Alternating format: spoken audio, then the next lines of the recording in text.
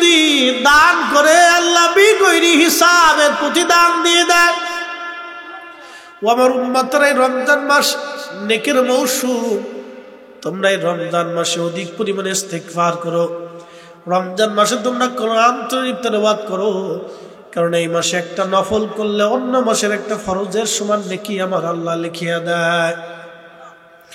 এই রমজান মাসে আল্লাহ কেউ যদি রাত জেগে ইবাদত করে, নামাজ পড়ে, তারাবি পড়ে, সারাদিন ঈমান ইহতিসাবের সাথে রোজা রাখে, নবীজি বললেন তাকে রমজান শেষ হওয়ার আগে এমন ভাবে তাকে নিষ্পাপ বানানো হয় যে সদ্য মা থেকে দুনিয়াতে আসলে যেমন হয়ে যায়, আল্লাহ এই রমজান মাসে তাকে এরকম নিষ্পাপ বানায়া দেয়। আল্লাহু আকবার। নবীজি বললেন, উম্মত তোমরা রমজানে রোজাদারকে ইফতার করাও, তোমার রোজা হোক বা না হোক, যাকে ইফতার করাইলা তার রোজা হোক বা না হোক, আল্লাহ একজনকে ইফতার করানোর বিনিময়ে একটা কবুল রোজার সওয়াব আল্লাহ লিখে দেবে। যারা ইফতার করাইলো তারও রোজার সওয়াব কম দেওয়া হবে না, যে ইফতার করাইলো তাকেও কম দেওয়া হবে না। আল্লাহর নবী বলেন, আমার উম্মত এই রমজানে তুমি তোমার রোজাদার ভাইকে ইফতার করাও, যদি সম্ভব হয় তুমি তোমার রোজাদার ভাইকে তৃপ্তি সহকারে ইফতার করাও। সাহাবী বলেন, ইয়া রাসূলুল্লাহ, আমাদের ভিতরে এমন বান্দা আছে যে রোজাদারকে ইফতার করানোর সামর্থ্য রাখে না। নবীজি বললেন, যদি সম্ভব হয় একটা খেজুর দিয়ে ইফতার করাও, যদি তা না পারো এক পেয়ালা দুধ দিয়ে ইফতার করাও, যদি তা না পারো অন্তত এক পেয়ালা পানি দিয়ে হলেও ইফতার করাও, তারপরেও আমার আল্লাহ তোমাকে নেকি লিখে দেবে। আর যদি তুমি রোজাদারকে পেট পুরে তার কলিজা ঠান্ডা করাও, তুমি রোজাদারকে উত্তম ভাবে খাবার খাওয়াও, আমার নবীজি ডাক দিয়ে বলেন, উম্মতেরা রে, আল্লাহ তোমার জীবনের গুনাহ মাফ করাই দিবে, তোমার গুনাহ আল্লাহ ক্ষমা করাই দিবে। ও আমার উম্মতেরা, তোমরা শোনো, আমার উম্মত রোজাদারকে যদি তুমি ইফতার করাও, তার তৃষ্ণা মিটায় দাও, আমি নবীজি কিয়ামতের ময়দানে আমি আর নবী তাকে হাউজে কাউসারের পানি পান করায় দেব। 1 লক্ষের উপরে হাজি ইফতার করবে, উমরা করার জন্য মক্কা মদিনায় যাবে। আমাদের দেশে কোটি কোটি টাকার মালিক আছে ভাই, আছে না নাই? আপনাদের মতলব উত্তরে অন্তত 250 জন তো কোটিপতি আছে, আছে না নাই? বেশি আছে, বেশি আছে না? অন্তত কয়েকশো লোক হবে, আছে না ভাই? আরো বেশি হবে, কয়েক হাজার হবে। কি কথা কর না কেন? কয়েক হাজার কোটিপতি এই মতলবে আছে, কয়েক হাজার কোটিপতি এই মতলবে আছে। কয়েক হাজার কোটিপতি যদি চিন্তা করে রমজান মাস আসতেছে, কত গরিব দরিদ্র মানুষ আছে, আমরা তাদের বাড়ি সুন্দর সুন্দর খাবার পাঠাবো। 1000 কোটিপতি যদি চিন্তা করে আমরা এই রমজানে গরিব মানুষের জন্য 1 লক্ষ টাকা বরাদ্দ করলাম, 1 লক্ষ টাকা করে যদি বরাদ্দ হয়, তাহলে 1000 কোটিপতি কত লক্ষ হয়ে গেলে 1000 লক্ষ, কত হাজার লক্ষ? 1000 লক্ষ। 1000 ধনী যদি চিন্তা করে যে আমরা 1 লক্ষ টাকা করে গরিব মানুষের জন্য কি করব? বরাদ্দ করব। 1000 ধনী যদি চিন্তা করে এই মতলবের গরিব মানুষের জন্য আমরা 1 লক্ষ করে বরাদ্দ করলাম, 50,000 টাকা করে যদি বরাদ্দ করে, তারপরও 500 লক্ষ টাকার ইফতার যদি গরিব মানুষের বাড়ি পাঠায়, তাহলে আমাদের রমজানে সারা বাংলাদেশের ধনীরা যদি এইভাবে গরিব মানুষের বাড়ি ইফতার পাঠায়, আমার দেশের গরিব মানুষের লেটকা খিচুড়ি খাওয়া লাগে না, ভালো কিছু দিয়ে ইফতার করতে পারে তারা। কথা বলেন ঠিক কিনা? কিন্তু না, মক্কায় যাবে, খরচা করবে 2 লাখ, নেকের আশায়, বিরাট বড় নেকি, কিন্তু গরিব মানুষ ইফতার করে লেটকা খিচুড়ি, লেটকা খেজুর, যে খেজুর একবারে নিম্নমানের খেজুর। কি কথা কর ঠিক কিনা? আহা বাবা, কি করে বুঝাবো আল্লাহ, কি করে বুঝাবো? আল্লাহ নবী বলেন, আমার উম্মত তোমরা যদি রোজাদারকে পেট পুরে খাওয়াও, আমি কিয়ামতের ময়দানে তোমাকে হাউজে কাউসারের পানি পান করাবো। আল্লাহু আকবার। কিন্তু নবীজি বলে নাই, ও আমার উম্মত, তোমরা যদি রমজান মাসে উমরা করার জন্য আসো তাহলে আমি কিয়ামতে তোমরা হাউজে কাউসারের পানি দিব, এই কথা নবী বলে নাই। কি কথা কোন কথা বলেন? কিন্তু এই ধনীরা গরিব মানুষে খাওয়াবে না, দেবে না। বন্ধুগণ, মৃত্যু নিয়ে কথা বলতেছি, শুনে যান এই মরণটা আল্লাহর একটা সৃষ্টি। এই মৃত্যুটাকে আল্লাহ সৃষ্টি করেছেন।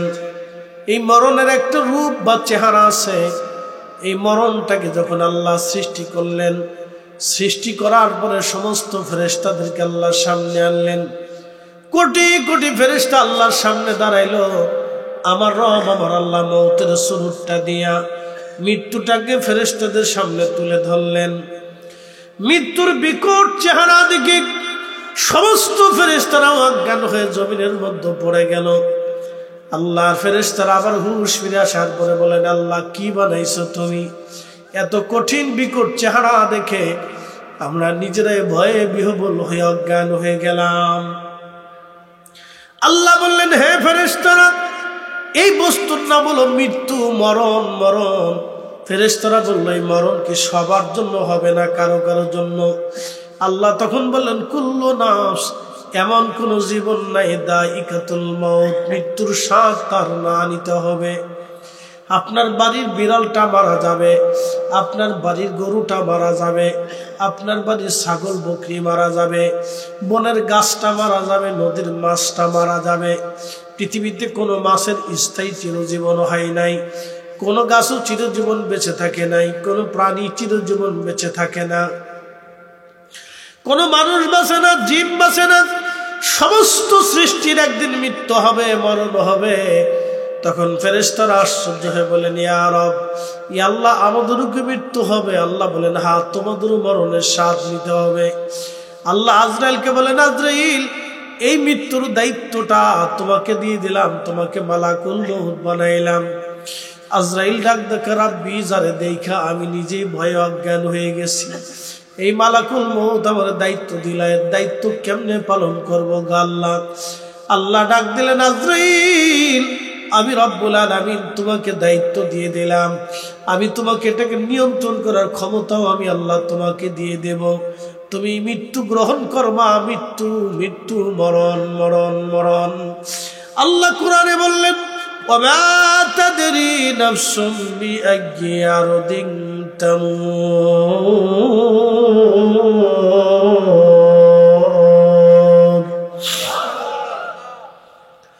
মানুষ কোথায়, কোন জায়গা, কোন হালতে কি অবস্থায় মারা যাবে মানুষ জানে না। কে কোথায়, কোন জায়গায়, কোন অবস্থায় মারা যাবে কেউ জানে না। আজও হতে পারে, কালও হতে পারে মৃত্যু। খুব মনোযোগ দিয়ে কথাগুলি শুনবেন। মরণ আসবে, মরণ থেকে পালানোর মতো কোনো রাস্তা নাই। আল্লাহ নবী বলেন, উম্মতরে, প্রত্যেক দিন যদি তুমি 20 বার মৃত্যুর কথা স্মরণ করো, আমার রব, আমার আল্লাহ তোমাকে শাহাদাতের মউত দিয়ে দিবে। কারণ মরণ এমন একটা বিষয় যেখান থেকে পৃথিবীর কোনো প্রেসিডেন্ট বাঁচতে পারে না। President Putin, president Trump, president Xi Jinping, পৃথিবীর সবচেয়ে নিরস্ত্র একবারে নিরাপত্তা ডিভিশনের মধ্যে 3জন প্রেসিডেন্ট থাকে। একজনের নাম প্রেসিডেন্ট পুতিন। তারে এত বেশি নিরাপত্তা দেওয়া হয়, লক্ষ লক্ষ গোয়েন্দা কাজ করে তার নিরাপত্তার জন্য। লক্ষ লক্ষ গোয়েন্দা কাজ করে পৃথিবীর সর্বশ্রেষ্ঠ সেনা ছাউনিদের তাকে ঘিরে রাখা হয়, যাতে তার মৃত্যু না হয়, কেউ তাকে হত্যা করতে না পারে। আচ্ছা, আপনারা বলেন, প্রেসিডেন্ট পুতিন বলেন, ট্রাম্প বলেন, আর এই আপনি চীনের প্রেসিডেন্ট শি জিনপিং বলেন, তারা কি চিরদিন বাঁচবে না, মারা যাবে? সম্রাট, মুঘল সাম্রাজ্যের সম্রাটরা লক্ষ লক্ষ সৈন্য ডিভিশনের মাঝখানে তারা থাকতো, যাতে তাদের হত্যা করতে কেউ না পারে। মোগল সাম্রাজ্য বলেন, আপনি উসমানীয় সাম্রাজ্য বলেন, সেলজুক বলেন, এরপর আপনি যদি এই আপনার রোম সাম্রাজ্য বলেন, আর অথবা পার্সিয়ান সাম্রাজ্য বলেন, উমাইয়া বলেন, আব্বাসীয় বলেন, আপনি ফাতিমা বলেন, পৃথিবীর যত সাম্রাজ্য এসেছিল সব সাম্রাজ্যের সম্রাট যারা ছিলেন তারা অবশ্যই মারা গেছেন। তারা আজ আর বেঁচে নাই, তাদের কবর নিশ্চিহ্ন হয়ে গেছে। তাদের কবরে ঘোড়া গাদা বাঁধা হয়, তাদের কবরের মধ্যে ঘাস তরুলতা পাতা জন্ম নিয়েছে।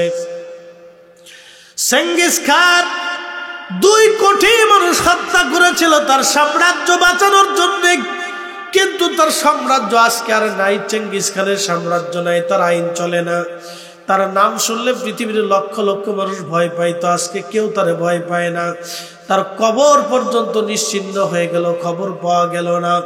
আজকে তার সাম্রাজ্য নাই, কিন্তু আজও আল্লাহর সাম্রাজ্য তখনও ছিল, এখনো আছে, আগামীতেও আল্লাহর সাম্রাজ্যই থাকবে। কথা বলেন ঠিক কিনা? মানুষ মারা যাওয়ার পরে কবরে নিয়ে যাওয়া হয়। আহা, কবরে নিয়ে যাওয়ার পরে যখন কবরে নিয়ে যাওয়া হয়, তখন কবরের 2 জন লোক কবরের ভিতরে নামে। আল্লাহর নবী বলেন, আয়েশা তখন এই রুহটা চিন্তা করে, হয়তো আমার সাথে 2 জন লোক বুঝি যাবে। যখন কবর থেকে নামাইয়া ওই 2 জন লোক কবর থেকে উঠে চলে আসে, ওই রুহটা আবার কান্নাকাটি করে, আহা আমার কেউ আর আপন রইল না। কবরের উপরে মাটি দিয়ে সবাই চলে আসে। তখন রুহু কান্নাকাটি করার বলে, ও সন্তান, এত তাড়াতাড়ি ভুইলা গেলা, ও আপন জনেরা আমার এত তাড়াতাড়ি ভুইলা গেলা। কিন্তু করার তো কিছুই নাই, মহাকালের এক যাত্রা শুরু। মহাকালের এক যাত্রা। আপনি আসার সময় আসলেন একা, যাওয়ার সময় আপনি যাবেন একা। আপনি আসার সময় আসলেন একা, যাওয়ার সময় আপনি যাবেন একা। আসার সময় আপনি আসলেন উলঙ্গ, যাওয়ার সময় আপনাকে পড়ানো হবে কাফনের কাপড়, কিছুই দেওয়া হবে না। আপনার দামি ঘড়ি, দামি চশমা, দামি খাট পালঙ্ক, সুন্দর বাড়িটা আপনার রেখে চলে যেতে হবে। আহা বড় একা। মাত্র 3.5 হাত জমিন আপনার আজ আপন হয়ে যাবে। মাত্র 3.5 হাত জমিন আজ আপনার আপন হয়ে যাবে। মাত্র 3.5 হাত জমিন আজ আর আপনার আপন হবে।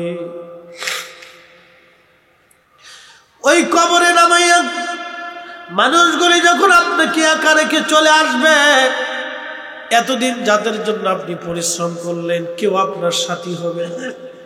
রুটি রুজি করলেন, কেউ আপনার সাথী হবে না। এতদিন আপনি যাদেরকে খাওয়াইলেন, তারা কেউ সাথী হবে না। বন্ধু বান্ধবের পিছনে সময় ব্যয় করলেন, তারা আজ কেউ সাথী হলো না, কেউ আপনার আপন হলো না। ও মতলবের মুসলমান, কেউ আজ আর আপনার আপন হলো না। আপনি বড় একা হয়ে পড়লেন, অনেক বড় একা। মহাকালের এক যাত্রা, যে যাত্রা শুরু হবে আর কখনো শেষ হবে না। আপনি একাকী, আমি একাকী, রওনা হব বড় একা। সেই কবরে মুনকার নেকির চলে আসবে। এই জন্য আল্লাহর নবী বলেন, আমার উম্মতেরা রে, তোমার ভাইকে কবর দেওয়ার পরে তুমি তাড়াহুড়া করে কবর থেকে চলে আসো।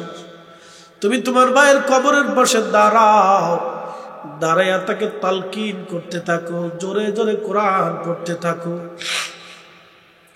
জোরে জোরে জিকির করতে থাকো। বলে, হুজুর কারণ কি? এজন্যই তুমি তালকিন করো, যেন কিছু সময় পরে তোমার ভাইয়ের কবরে মুনকার নেকির আসবে, যাতে তার প্রশ্নের জবাবটা সহজ হয়। ইস্তাগফিরু লিআখিকুম, তোমরা তোমার ভাইয়ের জন্য ইস্তেগফার করতে থাকো। কবরের পাশে দাঁড়াও, দেখবেন কিছু মানুষ কবর দেওয়ার পরে বলে, তাড়াতাড়ি সরে যাও, তাড়াতাড়ি চলে যাও, মুনকার নেকির আসবে। মুনকার নেকিরের জন্য আপনি এত পাগল কেন হলেন? আপনি নিজে মুনকার নেকিরের জবাব দিতে পারবেন, এই চিন্তা করে কবরে যান। কবর বড় কঠিন, কবর বড় কঠিন। উসমান করে জিন্নুরাইন কবরের পাশে দাঁড়ায়া চিৎকার মেরে মেরে কাঁদতেন। কাঁদতে কাঁদতে তার ঢেকসি উঠে যাইত, হাত পা গুলি কাঁপতে থাকতো কান্না করে। সাহাবীরা বলেন, ইয়া আমিরাল মুমিনিন, আল্লাহর নবী 2টা নূর কন্যা আপনার সাথে বিয়ে দিয়েছেন। হুজুর, 2টি নূর কন্যা বিয়ে দিয়েছে আপনার সাথে, আপনাকে জান্নাতি ঘোষণা দিয়েছে নবী, কবর দেখে কেন কাঁদেন? উসমান গনি ডাক দিয়ে বলতেন, সাহাবীরা রে, এই কবর হলো প্রথম মঞ্জিল। এই কবরে কেউ যদি প্রশ্নের জবাব দিতে পারে, বাকি মঞ্জিলগুলি তার জন্য সহজ। এই কবরের প্রশ্নের জবাব যদি না দিতে পারে বাকি মঞ্জিল তার জন্য কঠিন হয়ে যাবে। সাহাবীরা রে, আমি উসমান গনি ডরাই যদি 3টা প্রশ্নের জবাব আমি দিতে না পারি আমি উসমানের জিন্দেগি বড় মিথ্যা হয়ে যাবে। আমি উসমানের জিন্দেগি বড় মিথ্যা হয়ে যাবে। হযরত উসমান গনি জিন্নুরাইন কবরের পাশে দাঁড়ায় কাঁদতেন। বন্ধু আমার, কবরের পাশে দাঁড়াইয়া কত সময় দাঁড়াবেন? নবীজি বললেন, একটা উট জবাই দিয়া চামড়া সিলাইয়া গোশত বানাইয়া এই উটটাকে মানুষের মধ্যে বন্টন করতে যত সময় হয় তুমি তোমার ভাইয়ের কবরের পাশে তত সময় দাঁড়াও, দাঁড়াইয়া তার জন্য দোয়া করো। কিন্তু কেউ থাকে না, সবাই চলে আসে, সবাই ব্যস্ত।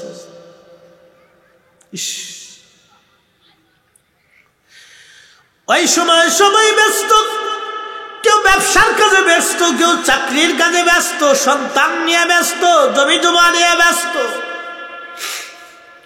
কেউ কবরের পাশে সেই সময় দাঁড়ায় না।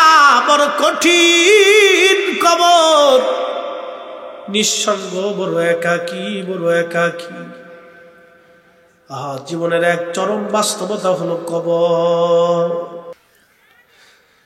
আল্লাহর নবী বলতেছেন, আমার উম্মত কবর দিয়ে সবাই যখন চলে আসবে তখন এই সূরা মুল কবরের পাশে যে দাঁড়ায় থাকবে, একসাথে বলা যাবে কি আল্লাহু আকবার।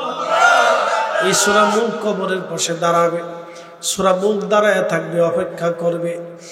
জাহান্নামের ফেরেশতারা আল্লাহর বান্দার মাথার কাছ দিয়ে ঢুকতে আসবে। সূরা মুল তখন মাথার পাশে যে দাঁড়ায় বলবে, হে ফেরেশতারা কোথায় যাও? ফেরেশতারা বলবে, আল্লাহর বান্দা নাফরমান, আমরা তাকে শাস্তি দেওয়ার জন্য কবরে আসছি। তখন সূরা মুল ডাক দিয়ে বলবে, ফেরেশতারা তোমরা ফিরে চলে যাও। আল্লাহরে বান্দা আমার প্রত্যেক রাত্রি আসার পরে তেলাওয়াত করেছে, অতএব আমি তোমাদেরকে কবরে ঢুকতে দেব না। একসাথে জোরে বলেন আল্লাহু আকবার। না না না, হাই জোরে বলেন আল্লাহু আকবার। এই কবরে সূরা মুল কাশতে থাকবে। আহা, এই জন্য আপন কেউ নাই, কেউ নাই, কেউ নাই, কেউ নাই। কবর বড় কঠিন জায়গা। ওই বৃদ্ধের উপরে আল্লাহ বেজার হয়, যে বৃদ্ধকালে মসজিদ ছেড়ে দিয়েছে, মসজিদে যায় না। ওই বৃদ্ধের উপরে আল্লাহ বেজার হয়। ওটা নিকৃষ্ট বৃদ্ধ, যে বৃদ্ধকালে জেনার জন্য লিপ্সা করে। ওই বৃদ্ধ সেই নিকৃষ্ট বৃদ্ধ, যে বৃদ্ধকালে সুন্দরী নারীর দিকে আকৃষ্ট হয়। ওই বৃদ্ধ আল্লাহর কাছে নিকৃষ্ট বৃদ্ধ, যে বৃদ্ধকালে আল্লাহ থেকে বিমুখ হইয়া শয়তানের অনুসরণ করে বেড়ায়। বৃদ্ধ বড় নিকৃষ্ট বৃদ্ধ আল্লাহর কাছে। এ মুরব্বী বাবাজিরা, মসজিদ আপনার জন্য দরওয়াজা খোলা। বাবা আমার, মা আমার, শুনিয়া যান। এ নারী সমাজ শুনিয়া যান। পৃথিবীর সবচেয়ে বড় বাদশা যিনি, সুলাইমান আলাইহিস সালাম। এত বড় বাদশাকে আল্লাহ বললেন, সুলাইমান তুমি আর শেষ। বলে, ইয়া রাব্বি, সবাই তো আবার শেষ হয়ে গেল, বাইতুল আকসা বানাইতে পারলাম না গো আল্লাহ। ইয়া রাব্বি, আমি জানি যদি আমি মারা যাই, জিন জাতিরা যদি জানে তাহলে মসজিদ বানাইতে দেবে না। শয়তান বড় চক্রান্ত করে বসে আছে। ইন্নাহু লাকুম আদুব্বুম মুবিন, সে প্রকাশ্য দুশমন। ওগো মালিক, মসজিদটা তো হবে না। আল্লাহ, পৃথিবীর গটল গহ্বর সমুদ্রের নিচ থেকে আমি মণিমুক্তা সংগ্রহ করেছি। জিনদেরকে দিয়া দামি দামি আমি মণিমুক্তা জহরত গুলি এনে মসজিদের সাথে লাগাইছি। সুন্দর করে মসজিদ আমি বানাইলাম। হযরত ইসমাইল হাক্কি রাহমাতুল্লাহ আলাইহি বলেন, এত সুন্দর দামি পাথর ছিল। রাতের আধারে ফিলিস্তিনের নারীরা ওই মসজিদের পাথরের আলোতে 16 কিলোমিটার দূর থেকে মহিলারা কাঁথা সেলাই করত। এত বিরাট বাদশা আল্লাহকে ডাক দে, বলো রাব্বি চলো তো যেতে হবে তোমার কাছে। আল্লাহ তাহলে একটু সুযোগ আমারে দাও, মসজিদটা যেন বানানো হয়ে যায়। আল্লাহ বলেন সুলাইমান রে, সময় তুমি জানো, আলাই ইউআখিরুল্লাহু নাফসান। দেখেন সুলাইমান রে আল্লাহ সময় দিছে না।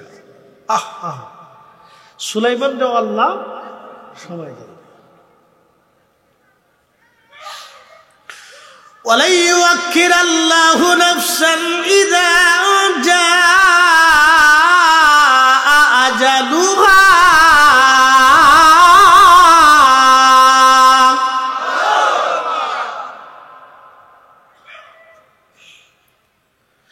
সুলাইমান আলাইহিস সালামকে আল্লাহ সুযোগ দিল না, ডাক দিয়ে বলো সুলাইমান, হায়াত শেষ হয়ে গেলে আর একটু সময় দেওয়া হবে না নবী গো, তোমার সময় শেষ, সুযোগ তোমার নাই।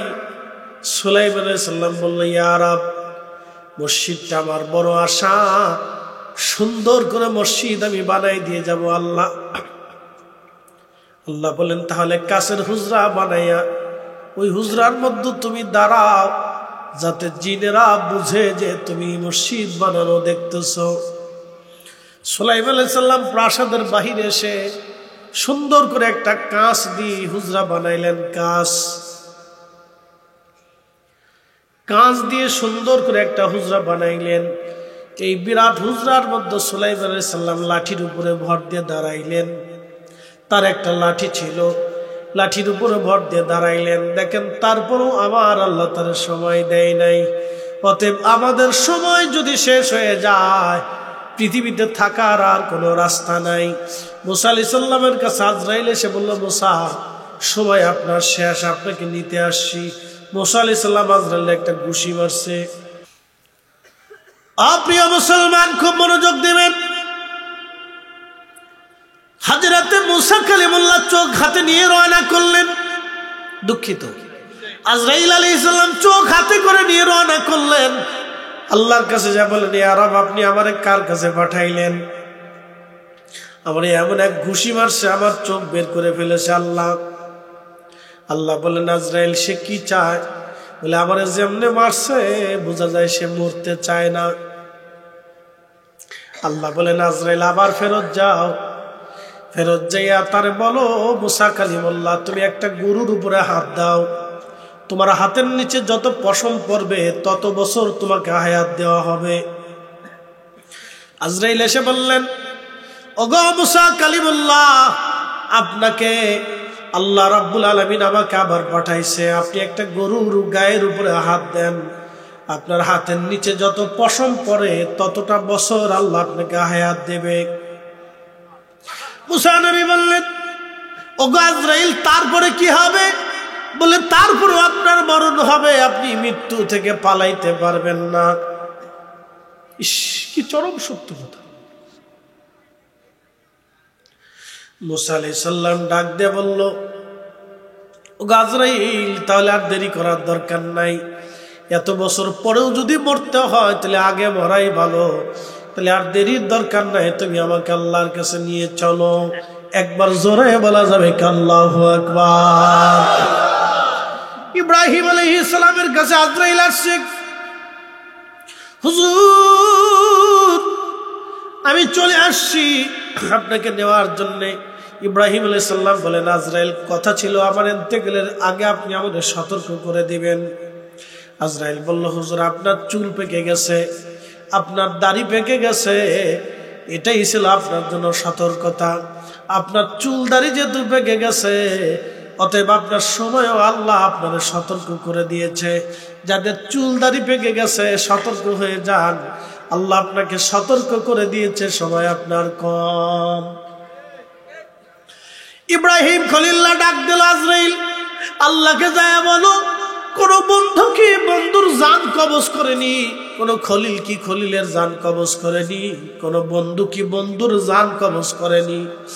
আজরাইল আলাইহিস সালাম আল্লাহকে যা বলেন, ইয়া রব, আপনার খলিল বলতেছে বলে বন্ধু কি বন্ধুর জান কবজ করেনি, জানতে চেয়েছে। আল্লাহ ডাক দিলেন, আজরাইল, আমার খলিলকে যা বলো, কোন বন্ধু বন্ধুকে ডাকলে কি বন্ধু না আসতে চায়নি? আজরাইল এসে ডাক দিছে, হুজুর আল্লাহ উত্তর দিয়েছে, বন্ধু বন্ধুকে ডাকলে কি বন্ধু না আসেনি? ইব্রাহিম আলাইহিস সালাম ডাক দেখায়, ও আজরাইল আর দেরি করো না, নিয়ে চলো আমাকে আমার রাসূলের কাছে। আজরাইল আলাইহিস সালাম আসলেন। জিবরাইল আর আজরাইল যদি কখন আপনারা যান, আমার নবী রওজা শরীফের বাম পাশে এখনো বাবে জিবরাইল আছে। বাবে জিবরাইল মানে জিবরাইলের দরজা, ওই দরজা দিয়ে জিবরাইল আলাইহিস সালাম আসতে, ওই দরজা দিয়ে জিবরাইল আজরাইল দুইজন ঢুকলেন। আল্লাহর হাবিবের সামনে তারা বসে গেলেন। আজরাইল জিবরাইল দুইজন সালাম দিলেন। আল্লাহর নবীকে জিবরাইল বলেন, ইয়া রাসূলুল্লাহ, আল্লাহ আজরাইলকে পাঠিয়েছে, অনুমতি চায় আপনার সাথে কথা বলার জন্য। হ্যাঁ, জোরে বলেন আল্লাহু আকবার। না না, আরো জোরে। হ্যাঁ হ্যাঁ, জোরে জোরে জোরে জোরে জোরে। কে অনুমতি চায়? আজরাইল। কে অনুমতি চায়? কার কাছে? নবীর কাছে। কি কর, ওয়াজ শুনেন না নাকি অন্যদিকে মন চলে গেছে? অনুমতি চাই কে? আজরাইল। কার কাছে? রাসূলের কাছে। এরকম আর দ্বিতীয়বার কারোর সাথে হবে? হবে? একসাথে বলেন হবে? অসম্ভব। অনুমতি চাচ্ছে। হুজুর অনুমতি দিলে আজরাইল আপনার সাথে কথা বলতে চায়। কত বড় সুপ্রিম পাওয়ার আলো নবীর উম্মত আমরা, মসজিদে জুতা চুরি করি। কি কথা কর না,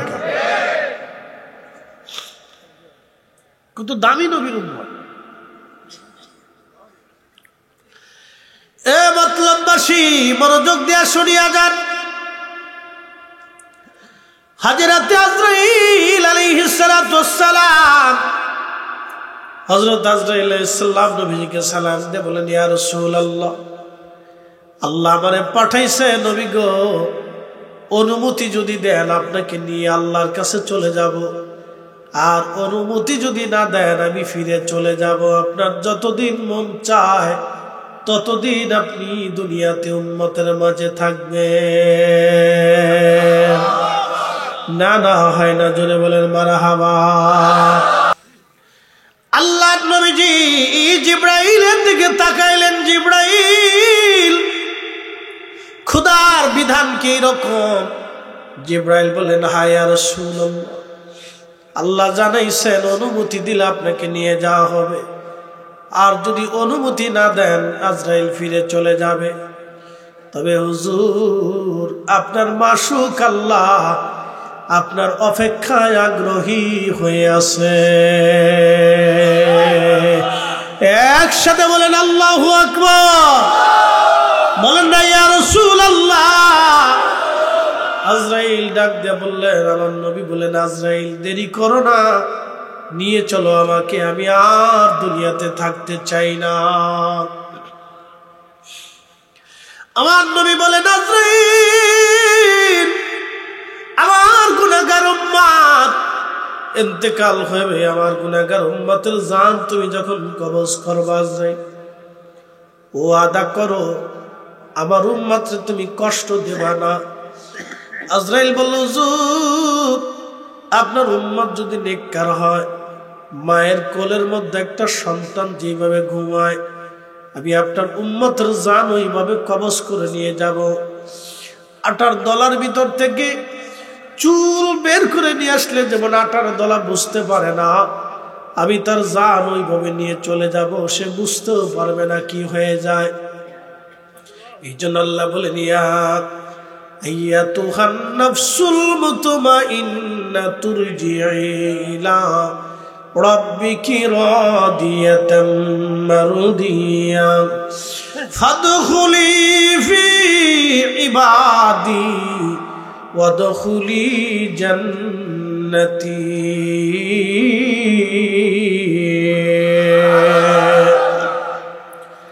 আল্লাহর বক্তব্য বডির সাথে না, আল্লাহর বক্তব্য নাফসের সাথে, রূহের সাথে। আল্লাহ ডাক দিবে, ইয়া আইয়াতুহান নাফস,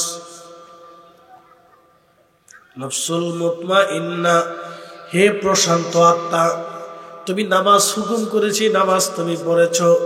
হে প্রশান্ত আত্মা, তুমি রোজা রাখছো। আমি আল্লাহ যেটা হালাল করেছিলাম হালাল মেনেছো, যেটা হারাম করেছিলাম তুমি হারাম মেনেছো। হে প্রশান্ত আত্মা, তুমি ফাসাদ বাঁধাও নাই, অন্যায় করো নাই, অশ্লীল কাজ করো নাই, ফায়সা কাজ করো নাই, তুমি নেক কাজ করেছ। হে প্রশান্ত আত্মা, তুমি ইরজিই, তুমি চলে আসো ইলা রাব্বিকি রাদিয়াতাম মারদিয়া, আমি আল্লাহর সন্তুষ্টির দিকে তুমি চলে আসো। তখন এই আত্মার ভয় হয় না, আত্মা উৎফুল্ল চিত্তে আল্লাহর হুকুমে সাড়া দিয়ে চলে যায়। তখন তার কপাল থেকে ঘাম বের হতে থাকে, ঘাম ঘাম। ইমানদার মারা গেলে কপাল থেকে কি আসে?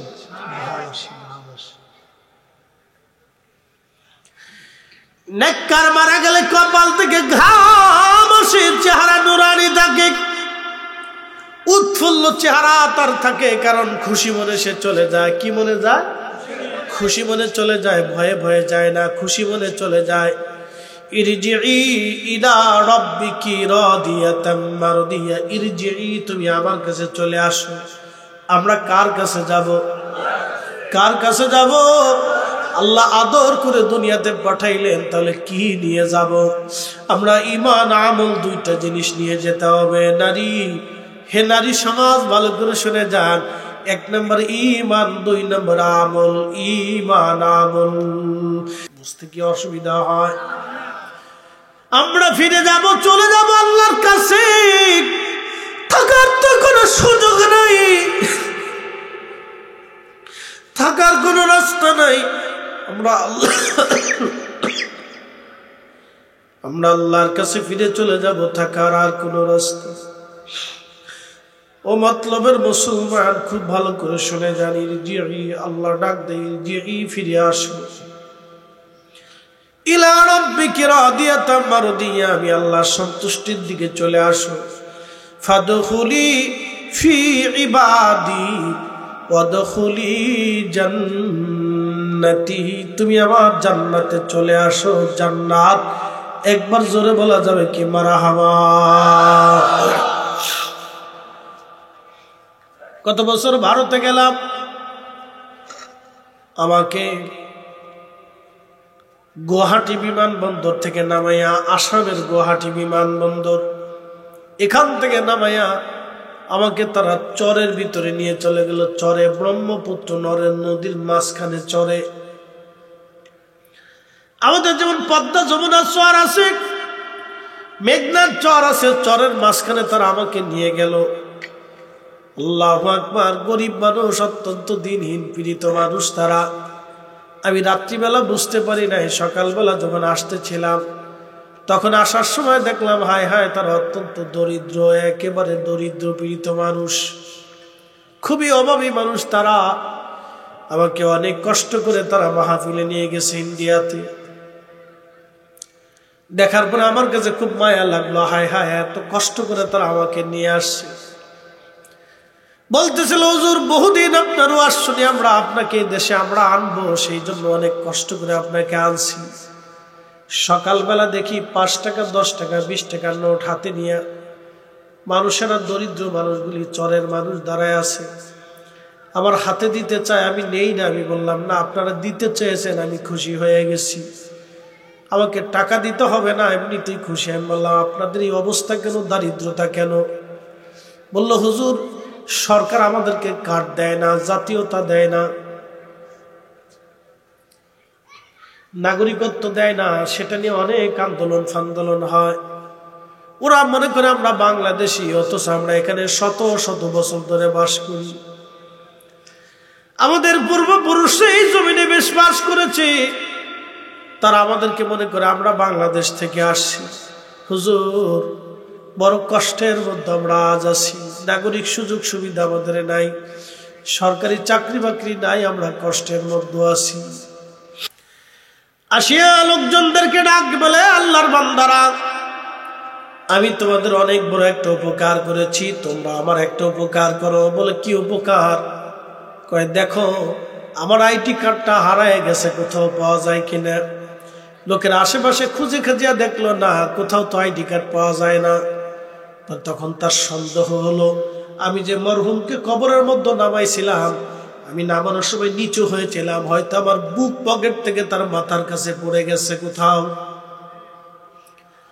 ওই আইডিয়া করে বলল তোমরা কবর থেকে মাটি সরায় দাও, আমি একটু তোর মাথার কাছে খুঁজে দেখি আমার আইডি কার্ডটা আছে কিনা। লোকেরা বলল দেখেন আমরা তো এই মাসলা মাসেল সম্পর্কে জানি না, আপনি শিক্ষিত মানুষ, আপনি আপনার ব্যবস্থা করে নেন। তো বললো তাহলে মাটি সরাও। মাটি সরায় বাঁশ সরাই আল্লাহর বান্দা ভিতরে ওই কবরের উপর থেকে ভিতরে হাবু দিয়া মাথা ঢুকাইয়া দেখে রে কবরের ভিতরে আল্লাহ একেবারে জান্নাতের বাগান বানায় ফেলছে। পুরা কবরটা জান্নাতের বাগান, ফুলের বাগান। এত চমৎকার সুঘ্রাণ তার কবর থেকে আসতেছিল।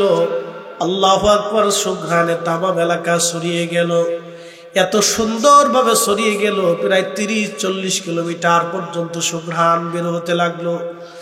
বাতাসের মাধ্যমে সুঘ্রাণ সারা এলাকায় ছড়িয়ে গেল, এত পরিমাণে সুঘ্রাণ ছড়িয়ে গেল 30-40 কিলোমিটার ব্যাপী কোনো সুঘ্রাণ আর সুঘ্রাণ, সুঘ্রাণ আর সুঘ্রাণ। তামাম এলাকা সুঘ্রাণ ছড়িয়ে যাওয়ার পরে লোকেরা, হিন্দু মুসলমান সবাই দেখতে আসলো। ঘটনাটা কি? সবাই এসে দেখে কবরের ভিতরে ফুলের বাগান আর শুধু সুঘ্রাণ বের হচ্ছে। একসাথে বলবেন আল্লাহু আকবার। ফাদখুলি ফি ইবাদি ওয়াদখুলি জান্নাতি।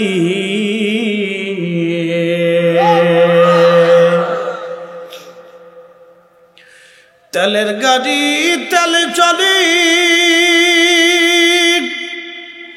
হাওয়ার গাড়ি হাওয়ায় উড়ে, বিনা তেলে চালাই গাড়ি নবী সুলাইমান। আমরা সেই মুসলমান, আমরা সেই মুসলমান, ঠিক কিনা? এ মতলববাসী শুনিয়া যান, সারা এলাকা সুঘ্রাণে ভরিয়া গেল। সবার চিন্তা হলোটা কি, দেখলাম কি আমরা, কি করে এটা সম্ভব? হাজার হাজার মানুষ ভিড় পড়ে গেল দেখার জন্য। সবাই এসে দেখার পরে উলামায়ে কেরাম আসার পরে বলল ঠিক আছে, তার কবর আবার সমান করে দাও, উপরে মাটি দিয়ে দাও। উপরে মাটি দিয়ে দেওয়া হলো। উলামায়ে কেরাম বলল তার কি কোনো আত্মীয় স্বজন আপনজন কেউ আসেনি? বলে একটা মাত্র মেয়ে আছে, সে অত্যন্ত গরিব এবং দরিদ্র একজন মানুষ, একটা মাত্র কন্যা সন্তান আছে। লোকজন বাড়িতে যায় দেখে ঘরের ভিতরে মেয়েটা কান্নাকাটি করে। উলামায়ে কেরাম সালাম দিয়ে বললেন মা, দয়া করে বলেন আপনার বাবা সম্পর্কে আমাদেরকে একটু বলেন, তার আমল কি ছিল? মেয়েটা বলল দেখেন আমরা অত্যন্ত হীন ও দরিদ্র মানুষ, আমার মা মারা গেছেন, আমার আব্বা দ্বিতীয় স্ত্রী আর কখনো গ্রহণ করেন নাই, আমি তার একটা মাত্র কন্যা সন্তান। এবং আমার বাবা বাজার সদাই করে আনতেন, আমি মেয়ে রান্না বান্না করে বাবাকে নিয়ে আমরা চলতাম। আমরা অত্যন্ত গরিব ছিলাম, বাবা দিন আনতেন দিন খাইতেন, কোনোদিন খাইতাম কোনোদিন না খেয়ে থাকতাম, এইভাবে আমাদের সংসার চলতেছিল। এ মতলবের মানুষ মেয়েটাকে দেখে বলতেছিল হুজুর আমরা দিনহীন গরিব, কোনোদিন আনতাম কোনোদিন খাইতাম কোনোদিন না খেয়ে থাকতাম হুজুর, তবে আমার আব্বাকে দেখতাম, আমার বাবা কখনো নামাজ কাজা করতো না। একবার জোরে বলা যাবে আল্লাহু আকবার? না না, জোরে বলেন আল্লাহু আকবার। আমার আব্বাকে দেখছি, আব্বা জান নামাজ কাজা করতেন না, নামাজ ছাড়তেন না। আব্বা জানকে আর একটা আমল করতে দেখতাম, আমার আব্বা জান একটা বই পড়তো, আমার তো লেখাপড়া নাই, আমার আব্বাও লেখাপড়া জানতো না, আমিও লেখাপড়া জানি না। আমরা এই চরের মানুষ, এই অঞ্চলের মানুষ, আমাদের কোনো লেখাপড়া নাই, আমরা অত্যন্ত হীন ও দরিদ্র পীড়িত মানুষ। হুজুর আমাদের কোনো লেখাপড়া নাই, আমার আব্বা জানও লেখাপড়া জানতেন না। একটা বই আব্বা জান রাত্রিবেলা ঘুমানোর আগে সবসময় পড়তেন, বইটা পড়ার সময় আব্বা আঙ্গুল ঘুরাইতেন আর বলতেন, আল্লাহ এটা তোমার কালাম, আল্লাহ এটা তোমার কালাম, আমি পড়তে জানি না, আমি পড়তে জানি না, আল্লাহ এটা তোমার কালাম, আমি পড়তে জানি না। প্রত্যেক লাইনে লাইনে আব্বাজান আঙ্গুল ঘুরাইতেন আর বলতেন, আল্লাহ এটা তোমার কালাম, তোমার কালাম, আমি পড়তে জানি না। আলেমরা বলল, মা দেখি তো এই বইটা। মেয়েটা ঘরের ভিতর থেকে বইটা নিয়ে আসার পরে দেখতেছে বই তো দুনিয়ার অন্য বই না, এটা পবিত্র কুরআনুল কারীম, আল্লাহর কালামুল্লাহ শরীফ। একবার জোরে বলা যাবে কি মারহাবা?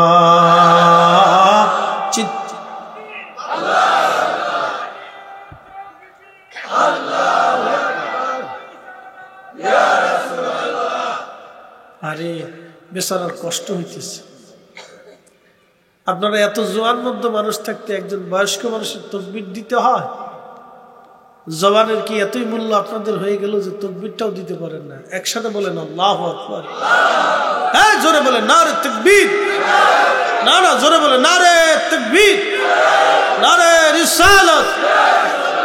বাপরে, জবানটা দিছে কি?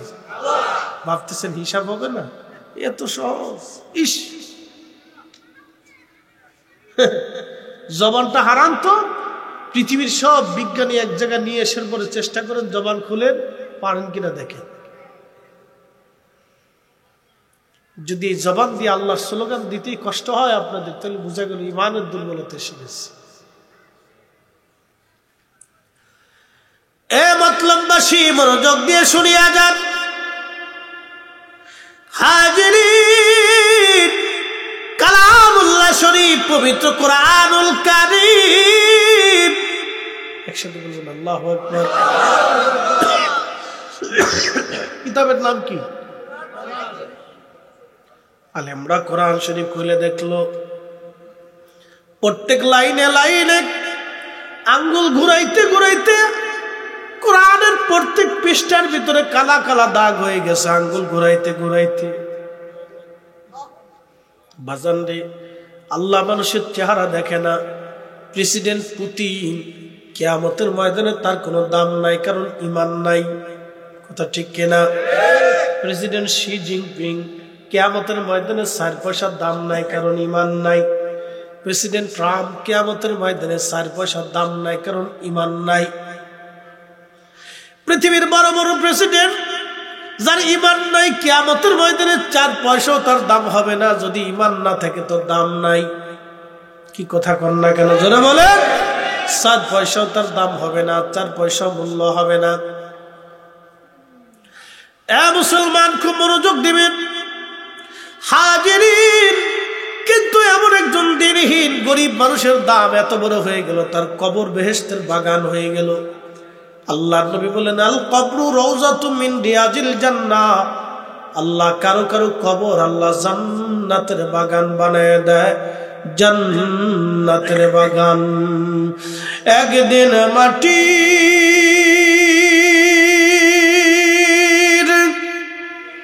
ভিতরে হবে ঘরে, মন আমার কেন বান্ধ দালান ঘর, মন আমার কেন বান্ধ দালান ঘর। উলামায়ে কিরাম ডাক দিয়ে বলো, মা আর বোঝার বাকি নাই, আমরা আর বোঝার বাকি নাই কোরআনের মহিমায়। এই কোরআন তেলাওয়াতের কারণে যদিও সে তেলাওয়াত করতে পারতো না, কিন্তু আল্লাহকে বলতো, আল্লাহ এটা তোমার কালাম, আমি পড়তে পারি না, আমি পড়তে পারি না। শুধু এতটুকু মহব্বতের কারণে, কঠিন ঈমানি ইখলাসের কারণে আমার আল্লাহ তার কবরটাকে আল্লাহ বেহেশতের টুকরা বানাই দিল। আল্লাহ তার জীবনের গুনাহকে আল্লাহ মাফ করে দিল। কুরআনুল কারীম আল্লাহ বলেন, ইন্না আকরামাকুম ইনদাল্লাহি আতকাকুম। আমি আল্লাহর কাছে তার দাম বেশি যার অন্তরে তাকওয়া বেশি। যার তাকওয়া নাই তার কোনো মূল্য নাই, যার তাকওয়া আছে তার কবরে দাম আছে, তাকওয়া নাই কোনো দাম নাই। কবর বড় কঠিন, জায়গা বড় কঠিন। আমার আল্লাহ বললেন, নবীজি বললেন, উম্মতেরা, ওই বদকার যারা, নাফরমান যারা, তাদের মৃত্যুটা কত ভয়াবহ হবে। যখন তাদের মরণ আসবে তখন ওই রুহটা সমস্ত অঙ্গ প্রত্যঙ্গের মধ্যে পলাইতে থাকে, যন্ত্রণা এত কঠিন হইতে থাকে তার। নবীজি বললেন, একটা উট যদি তুমি জবাই দাও, একটা উটের যদি চামড়া তুমি ছিলাও, এই চামড়াটা ছিলানোর সময় তাকে জবাই বিহীন একটা উটের চামড়া, জীবন্ত চামড়া ছিলাইলে যেমন উটের কষ্ট হয়, আবার চামড়া হবে, আবার জীবন্ত চামড়া ছড়াইবা, আবার চামড়া হবে, আবার জীবন্ত চামড়া ছিলাইবা। 100 বার একটা উটের চামড়া ছিলাইলে জীবন্ত অবস্থায় যেরকম কষ্ট হয়, বদকার আর নাফরমানের মৃত্যুটা তার চাইতে বড় ভয়াবহ হবে, তার চাইতে বড় ভয়াবহ হবে। এ মতলববাসী, কবর বড় কঠিন জায়গা, বড় কঠিন। দুনিয়ার থেকে কবরে যাওয়ার আগে একটা আমল আপনারা নিয়ে যাবেন। এই সূরার নাম সূরা মুলক। সূরার নাম কি? সূরা মুলক। এই সূরা মুলক আপনি নিয়ে যাবেন। বলে কারণ কি? এই সূরা মুলকের একটা ঘটনা আপনাদেরকে শোনাই। তাফসীরের ভিতরে, কিতাবুত তাফসীরে তিরমিজি শরীফের ভিতরে সহিহ সনদে হাদিসখানা এসেছে। আল্লাহর নবী সাহাবী ইবনে আব্বাস রাদিয়াল্লাহু আনহুমা বলতেছেন, ও দুনিয়ার মানুষ, আমরা একটা সফর শেষে নবীজির সাথে মদিনায় মুনাওয়ারার দিকে ফিরে আসতেছিলাম। আমরা অনেকগুলি সাহাবী তাবু গাড়লাম, ছোট ছোট তাবু।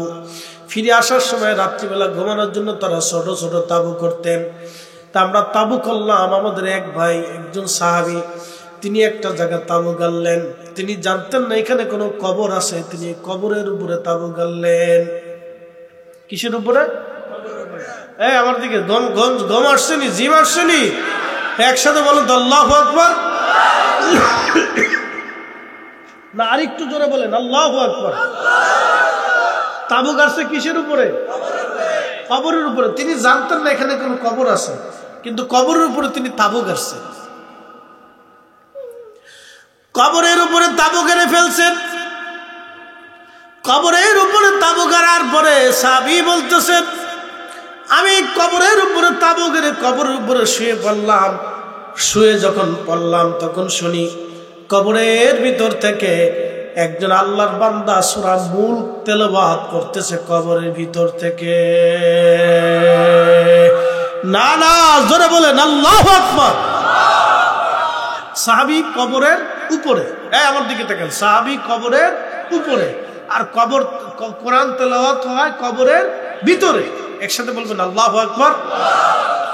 সাহাবী কবরের উপরে, কবর তেলাওয়াত হয় কবরের ভিতরে। সুনানুত তিরমিজিতে হাদিস শরীফ এসেছে। তখন ইবনে আব্বাস বলেন, ওই সাহাবী জানতেন না, তিনি সারা রাত তেলাওয়াত শুনলেন, হাত্তা খাতামাহা, একেবারে শেষ পর্যন্ত তিনি তেলাওয়াত শুনলেন। ফজরের আজান পড়ল। সাহাবী আমার নবীজির পিছনে নামাজ আদায় করলেন। নামাজ শেষ করার পরে বলেন, ইয়া রাসূলুল্লাহ, আল্লাহর কসম করে বলি, আমি জানতাম না সেখানে কোন কবর আছে নবী গো। আমি কবরের উপরে তাবু গাড়ছি এবং কবরের উপরে আমি বিছনা করে শুয়ে পড়ছি, কিন্তু আমি লক্ষ্য করলাম কবরের ভিতরে একজন আল্লাহর বান্দা পবিত্র কোরআন শরীফ সূরা মুলক তেলাওয়াত করতেছিল। হাত্তা খাতামাহা, আমি একেবারে শেষ পর্যন্ত তার তেলাওয়াত শুনলাম। আল্লাহর নবী তাকে ধমক দিয়ে বলেন নাই, সাহাবী তুমি ভুল শুনেছো, এই কথা নবী বলেন নাই। নবীজি হেসে বললেন, সাহাবী, হিয়াল মানিয়া হিয়াল মুজিবা তুনজিহি মিন আযাবিল কবর। সাহাবীরে, এই সূরা হলো কবরের আযাব প্রতিরোধক। যে ব্যক্তি প্রত্যেকদিন এশার নামাজের পরে এই সূরা তেলাওয়াত করে ঘুমায়, আল্লাহ তাআলা তাকে কবরের আযাব থেকে তারে বাঁচায় দেয়। না না না, জোরে বলেন, জোরে জোরে জোরে। সূরার নাম কি? জোরে বলেন। এ নারী সমাজ, স্টার জলসা না দেখে সূরা মুলক পড়েন। কি কথা কর না কেন? না তা পড়বেন না। ইস, বহু বেড়ি আছে দেশে 6 মাসে ওযু করে না। কথা খারাপ কিছু ভাই? 6 মাসে ওযু করে। হুজুর কেমনে জানেন? আমি এমনি জানি। আর তার জুমার নামাজ পড়তে মসজিদে আসে। হানাফি মাযহাবে নাই, এই জন্য আসার সুযোগ নেই। জুমার নামাজও পড়ে না, জোহরও পড়ে না, আসরও পড়ে না, মাগরিব পড়ে না, এশা পড়ে না, ওযু করে না, খালি ওই কি করে রাজনী গুজব। কোন দিক দিয়ে আলতা মাখবো, সরু মাখবো, পাউডার মাখবো, আড়া মাখবো, খেলে চিনতে সাজুগুজু কেমন কেমন খেলে এত চিনতে। দিন বলে মুখের ভিতরে আড়া মাহে, শয়তান হাসে, কয় দাদি তো ভালোই শিখছি তুমি, তা আমারও ফেল করে বলছে, যাও দাদি তুমি থাকতে আমার কোনো চিনতে নেই, যাও দাদি। বেডিরা মুহে আড়া মাখলে মনে হয় যে ইজলে, কি কথা কন না, জোরে বলেন, জোরে বলেন। এক যুবতী নারী, তার চেহারা থাকবে চক চক চক চক করে, নূর চমকা, বেডি আড়া মাখতে মাখতে মনে হয় যে ইজলে বেরিয়েছে। কেন বলা পান, তোদের চোখ কি আর আমার চোখ কি আমি জানি না, আমার চোখে তো ইজলে মনে হয়, এলে বেডি মনে হয় না, এটা নারী মনে হয় সাথা।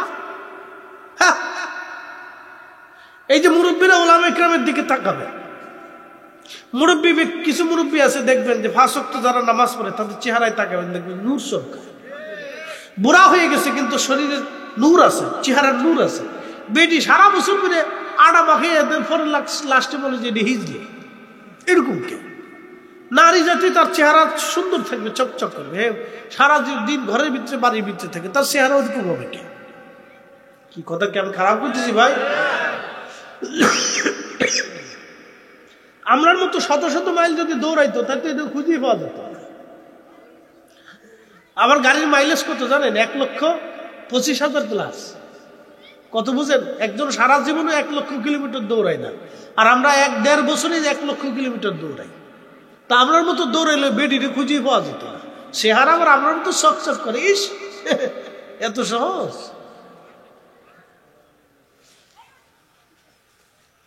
এই জন্য অজু না থাকলে তার চেহারা নষ্ট হয়ে যায়, নামাজ না থাকলে তার সৌন্দর্য নষ্ট হয়। কথা কন না, ঠিক কিনা?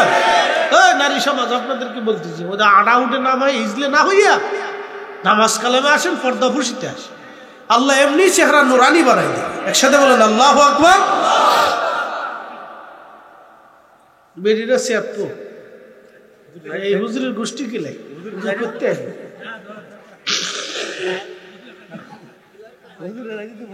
আবার কই বছর হুজুর মরে যাক, হুজুর বাইচে রয়েছে কে?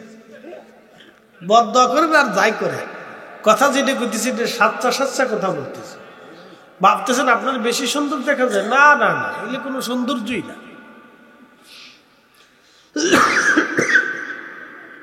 সূরার নাম কি? একসাথে বলেন, সূরার নাম কি? মুলক। মুলক একসাথে বলবেন আল্লাহু আকবার। কোন সময় পড়তে হবে? এশার পরে। যারা বলেন কোন সময়? এশার পরে সূরা মুলক তেলাওয়াত করবেন। সূরা মুলক, ইয়া আল্লাহ কি দামি সূরা। আরেকটু ফজিলত বলে দিয়ে যাই, মনোযোগ দেন। কবরে আমাদেরকে নামাবে না, এবার কবরে নামায়। এত সময় কবরের উপর ছিলাম, এখন কবরের ভিতরে যাই, যাবো কবরের ভিতরে যাই, দেখি কে আপন আছে। এখন এখন একটু কবরের ভিতরে যাই, দেখি আপন কি আছে, তা বোঝা যাবে। আল্লাহর নবী বলেন, আয়েশা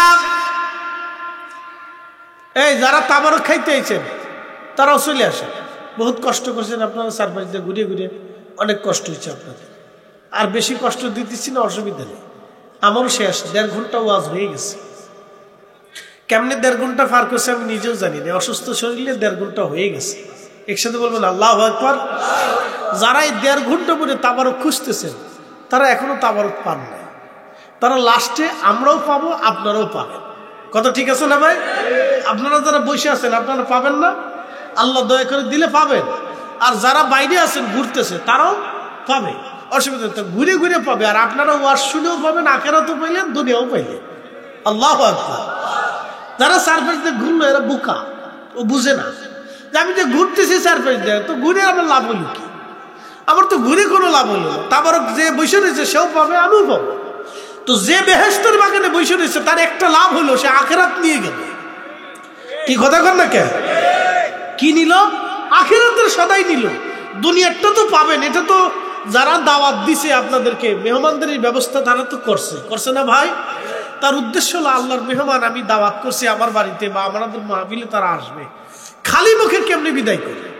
এটা হলো আমাদের সুন্নি মাহফিলের একটা আদর্শ। কথা ঠিক কিনা? যে খালি মুখে আমরা এই মানুষগুলির কেমনে বিদায় দেব?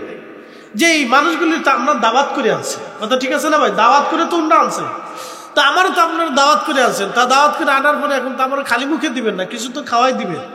যেহেতু আমি মেহমান, আমি তো জোর করে আসিনি, আপনারা আনছেন, আপনাদেরকেও তো জোর করে আনা হয় না, দাওয়াত করেই তো আনা হচ্ছে, কথা ঠিক আছে না? তো যিনি মেজবান তিনারও তো আপনাদের জন্য কিছু মেহমানদারির ব্যবস্থা করছেন, তো সবাই তো পাবেন, তো বসলেও পাবেন, ঘুরলেও পাবেন। তো ঘুরে তো কোনো লাভ নাই রে ভাই, ভিতরে এসে বসেন, বসে দুটো কথা শোনেন, আখেরাতের কিছু নিয়ে যান।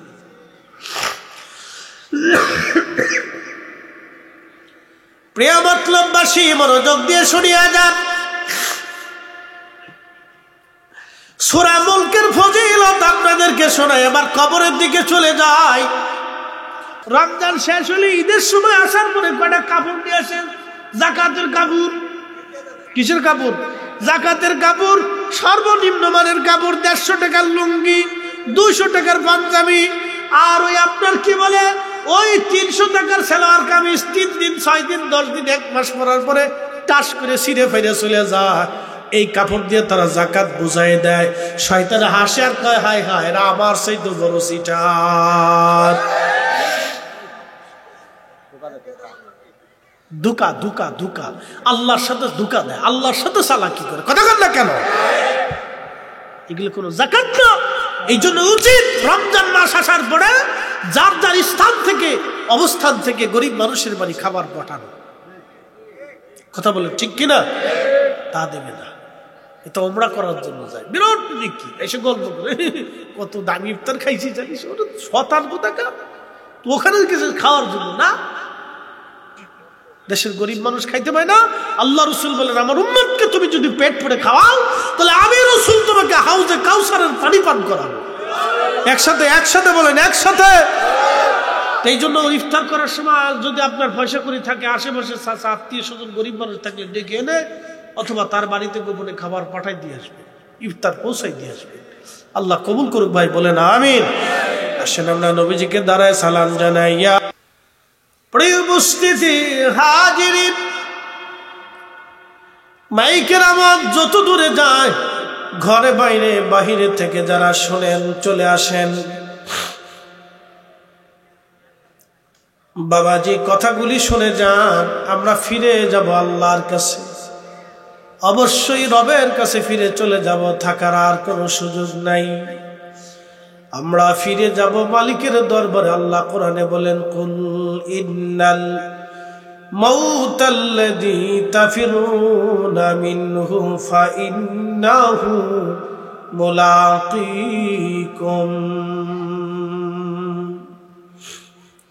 হুজুর উম্মতকে বলে দেন, উম্মত শুধু মরণ থেকে তারা পালায়, নবী গো বলে দেন মরণ থেকে পালাইতে পারবে না। এ মরণ তার সাথে মোলাকাত করবে, এই মৃত্যু তার সাথে মোলাকাত করবে। সুম্মা তুরাদ্দুনা ইলা আলিমিল গায়বি ওয়াশ শাহাদাত। নবী গো উম্মতকে জানান, আমি আল্লাহর দরবারে সে চলে আসবে, তার গোপন গোপন যা আছে সব আমি আল্লাহ জানি। অন্তরের মধ্যে কি বাসনা করেছিল, কামনা করেছিল, আমি আল্লাহ তাও তার খবর জানি। হুজুর বলে দেন, ফায়ুনাব্বিউকুম বিমা কুনতুম তা'মালুন।